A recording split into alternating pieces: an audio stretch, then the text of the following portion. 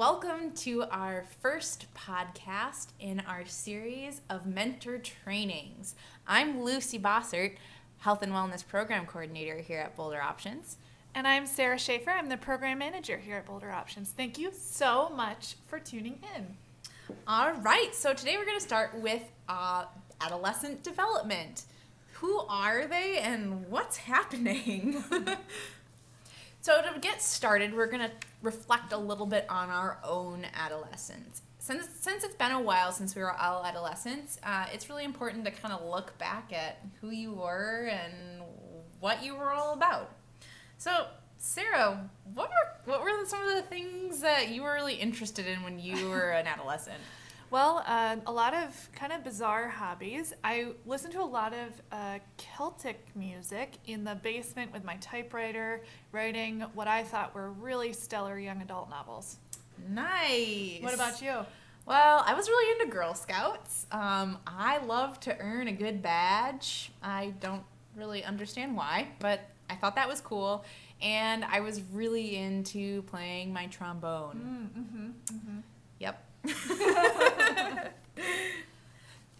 So think about yourself. What were your interests? Who did you spend your time with when you were an adolescent? How did you feel about yourself? I mean, what was your self-esteem like? I think that's actually a really important question to ask yourself before you get into mentoring, because it's really easy for us now. We're adults. We don't have quite the same hormonal impulses that we did then. We're also not new to our bodies. And I know if any of the youth are like I was when I was an adolescent, which spoiler alert, they are. I didn't feel so hot about myself. You know, it's weird and you're trying to figure yourself out. So sometimes it's nice going into a relationship with empathy, remembering your own experience.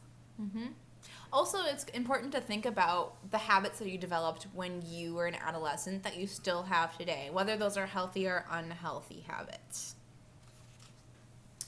All right. So what's really important to think about when you are going into mentoring is that you need to be mentoring according to the youth's development. So a lot of our youth, you might be matched with a youth between 10 and 14, and those are a lot of years. A lot happens between those 4 years. So you want to meet them where they're at developmentally, and we'll get into that a little bit more. We also want you to think about not setting high expectations. I mean, you can set high expectations, but not setting expectations that they can't achieve. Remember, they are still kids, and also they know a lot. They probably know a lot about a lot of things that you don't know much about. So let them show you what they know, and also be open and understanding. As a mentor, it's extremely important to remember that your mentee is an individual. Definitely. All right, so mentoring according to development. So the first thing to remember with this is development happens at different rates for different kids. Maturity is one aspect of development doesn't necessarily equate to a maturity in other. So just because a youth appears to be an adult doesn't necessarily mean that they have the same thing going on inside their head. Adolescence is also a time of constant changes. The youth that you hung out with last week could be totally different this week. A lot of our mentors will remark about the fact that their mentee has grown a lot physically over the years. Some of the kids grow 6 inches. So you just gotta kind of meet them where they're at, because you just don't know what changes have happened even in the past week. Also, all adolescents need adult supports that believe in them, regardless of their developmental stage. Everybody wants somebody in their corner cheering for them, so that's really important.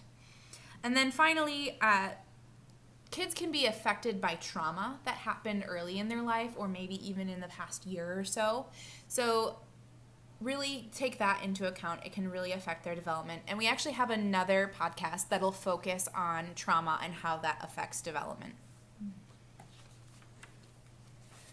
More on mentoring according to development, I want to talk a little bit about communication. I want to communicate about communication. A big one that is often really easy to overlook, and I'm sometimes not great at this. Adults often aren't super good at listening more than they talk. I think we've all been in one of those meetings where there's someone just going on and on and on. And we need to remember as adults, we might be older and have experienced more, but we still have to listen. because our youth have a lot of important thoughts, opinions, feelings that they need to have heard and validated, because if you don't have that validation, you might find it in a different way. I also think too that like listening more than you talk, if you've ever been in a conversation with somebody that you know is just thinking about what their next answer or what they're going to say next, it doesn't feel very good, and you know that they're not actually listening to you. Yeah, so take it as a mindfulness exercise. Listen, be in the moment, be present for them. We also want you to help your mentee grow in their communication skills by being a good example. If you're surrounded as a youth by people who are only thinking of the next thing they're going to say, what do you think is going to happen to you? I don't know. I would shut down. You could shut down. You might turn out to be one of those dudes in a meeting that just keeps talking. So we want to set a really good example, an empathetic example for the youth, which means that for you as a mentor, we want you to communicate well with your mentee and their caregiver. And well, we have another podcast about communication tips and tricks with your mentee and caregiver at a later date. We also want you to demonstrate good communication when you're interacting with others in the community. So that could be when you go to the Y, when you are interacting with somebody at a race. We want you to set a really good example for that. And as you'll see on this last bullet point, we do have another training all in communication. So get excited. It'll be really fun. All right, so we're going to explore 4 different aspects of adolescent development today. So cognitive, emotional, physical, and social development. Cognitive development is really important because it's all about the brain. And adolescent brains are still developing, and you actually develop your brain far into your 20s. So they're not the only ones whose brains might be developing. Some of us still might be having brains that are developing. I don't know. I hope mine is. So youth are receptive to both positive and negative influences in the world around them. They are absorbing all of that information. And at this stage, they're incredibly capable of absorbing new knowledge. I think back to when I was in middle school, I took French. I don't speak any French anymore, but when I listen to somebody speak French, I know so many words, which is weird because I haven't studied it since I was, 11? But your brain imprints all of the information that you're being given. And so they are incredibly imprintable. So while this is happening, youth are relying really heavily on the adults in their life for guidance and direction, because they're looking to create those neural pathways. So we want to help them, we want to give them positive adult role models to help them imprint their brains in positive ways, learning positive habits, because these are habits that are going to last them a lifetime. So a little bit more about cognitive development. So adolescents are also newly able to achieve what we would consider higher levels of thought. The adolescent brain is acquiring the ability to think about the future, think about hypothetical situations, both of which can really contribute to the ability to set goals, which is definitely a focus of Bolder Options. They're also able to do a little bit more introspection and kind of look within and think about their own thoughts and how their own thoughts shape the environment around them. There's also a shift from black and white thinking to understanding that there's more gray areas in life. Things aren't just one way or another. There is definitely room between those 2 points. And then they're also able to think abstractly, and that kind of feeds back into that future thinking and hypothetical situations. And I would just add something that I'm noticing here, Lucy, is that you mentioned introspection, and I think introspection is an incredibly powerful tool for mental health. And we'll continue to talk about youth health habits here, but they're learning to take care of their brains. So we want to give them a positive way to think about their world, think about themselves, and then digest it in a way that feels positive for them and their future. Definitely. So next is physical development. I think this is sometimes the scary, funny thing that kids learn about in school. There's nothing shameful about physical development. It's very exciting, and it happens at different times for everyone. Everyone is developing at a different rate, but most of our youth are going to experience some physical development over the year you have with them. puberty is now starting much earlier than it used to. And there are a lot of different theories for why. We won't necessarily go into them, but for some youth it can start between the ages of 7 and 8, which is much younger than I think when we were younger, most people thought of it happening around 12 or 13. Mm-hmm. It can also start really late. It can start for some kids well into their teen years. Both are normal, all are okay, and we just want to teach youth that whatever rate they're developing is completely fine. But it does impact maturity to some extent. And we want to reiterate that just because a youth might look really old doesn't necessarily mean that they act really old. And just because a youth acts really mature doesn't necessarily mean that they're physically ready for certain things that they might encounter. Or emotionally ready. Exactly. And so we don't want the size or appearance of physical maturity of a youth to determine how you treat them. So. And it's definitely a point of sensitivity amongst kids too, especially when it comes to size and where they are compared to their peers. So it's definitely not something you want to make a huge topic of conversation all the time. Mm-hmm. It's also not something that a kid can change. Right, exactly. All right, so continuing with physical development, there's also the aspects of health that adolescents are developing at this point in their life. Like we talked about before, since neural pathways are developing, this is a prime time to develop habits, both healthy and unhealthy. Mm-hmm. So it's really, really, really important that the adults in an adolescent's life are providing an example that shows healthy relationships to things like food and exercise. It's a common trend among adolescents at this point in their life to actually decrease the amount of exercise that they're doing on a typical day. They're not going out to the park and playing on the monkey bars necessarily anymore, or have recess at school. They also tend to have an increased intake of nutrient deficient food, aka junk food. So, and this is definitely something that's perpetuated again by their peers. Everybody else is drinking Gatorade and eating bags of chips, so why not me? So this is a great time to drive home some of those really important things, like establishing an exercise routine and choosing to eat healthy foods instead of not so healthy foods. Mm-hmm. It's also a really important time to promote body positivity because their bodies are changing and things just don't feel the same, and their weight gain, or they see their other peers look different from them. It's really an important time to talk about how all bodies are good bodies. Mm-hmm. And I think it's especially important because at this age, specifically girls are very likely to develop eating disorders.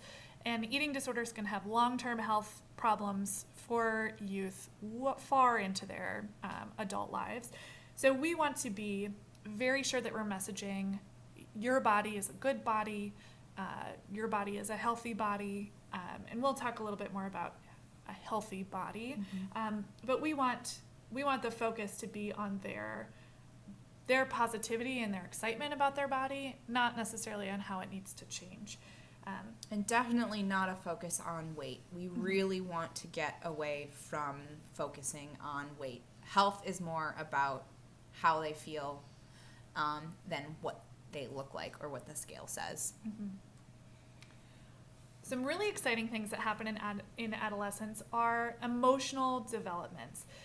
Youth at this age are more likely to be able to relate to others and express empathy, which is huge. You can start having emotionally charged and emotionally fulfilling conversations with youth. They're more able to understand what's going on in your life. They're also learning to manage emotions and stress. And I'm going to stress the word in that, learning.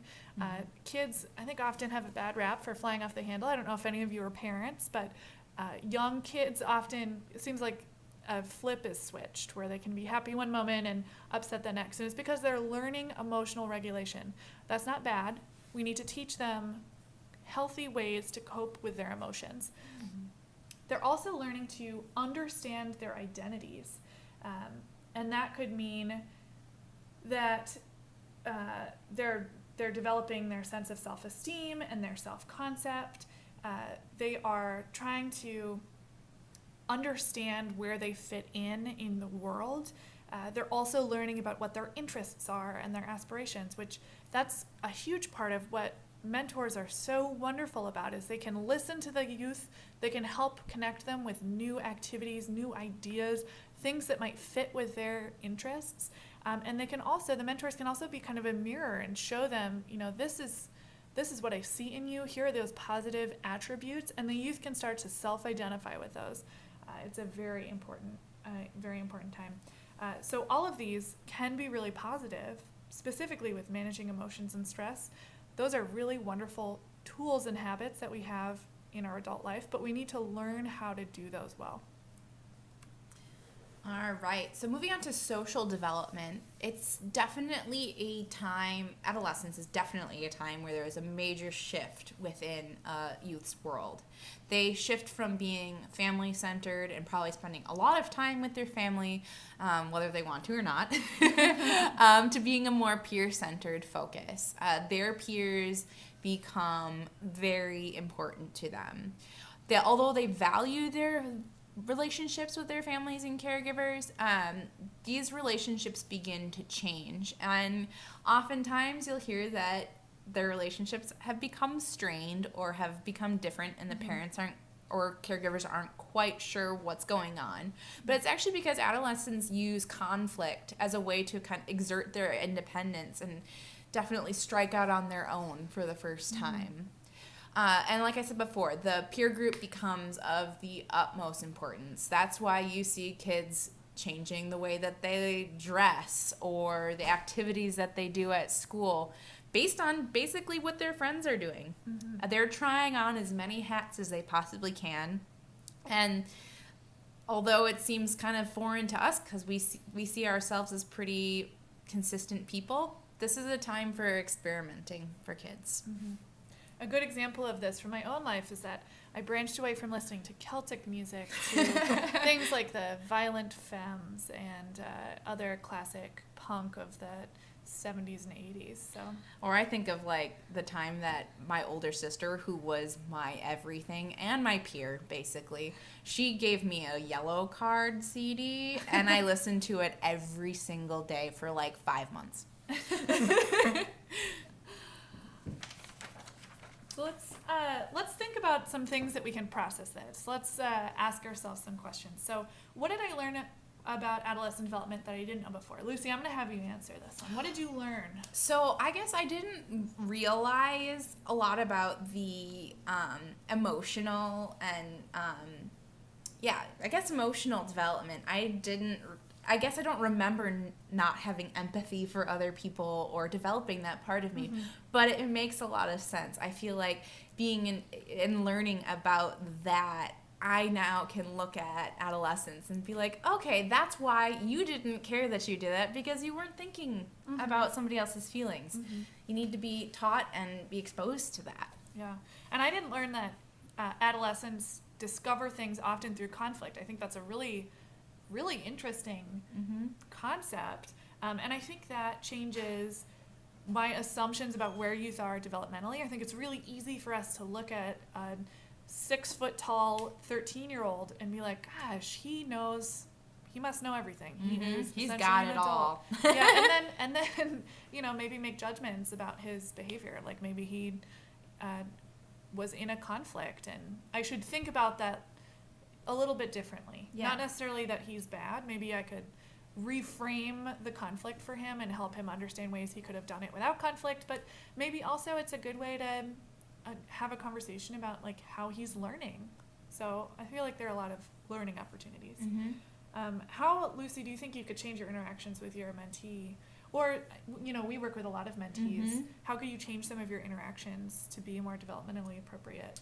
I think one of the biggest things I'm taking away from this whole thing is that I really want to be a little bit better in some of our group situations in helping kids who might be stressed out about something or, maybe dealing with something emotionally, and I just had no idea that they didn't know how to deal with that. So maybe helping them work through that a little bit more and being a little bit more understanding when things aren't necessarily going the way that I wanted them to. Yeah, that's important. What about how you can help our mentees along in their development? I think we talked about it a lot in the presentation, but definitely with communication particularly, Yeah. you can be such a wonderful example of how communication should work. Because I feel like communication is the core to a lot of conflicts that we have in our lives. So really helping kids along with that and coaching them through different situations. Absolutely. And I think we at Boulder Options, our obligation is to create positive social environments. And that includes pairing with a really positive mentor and also creating events where you can all come with other mentors who are like-minded and want to work with the youth social development and have all those people together. I think that's a really important factor. Definitely. It's always great to share stories with each other and kind of find out how different mentors deal with different things too. So, And then the last question is, is there anything you want to learn more about with adolescent development? And if you are listening to this and you have more questions, feel free to email us or call us. We'd love to either look that up for you because we're not doctors, or yeah, we don't know everything.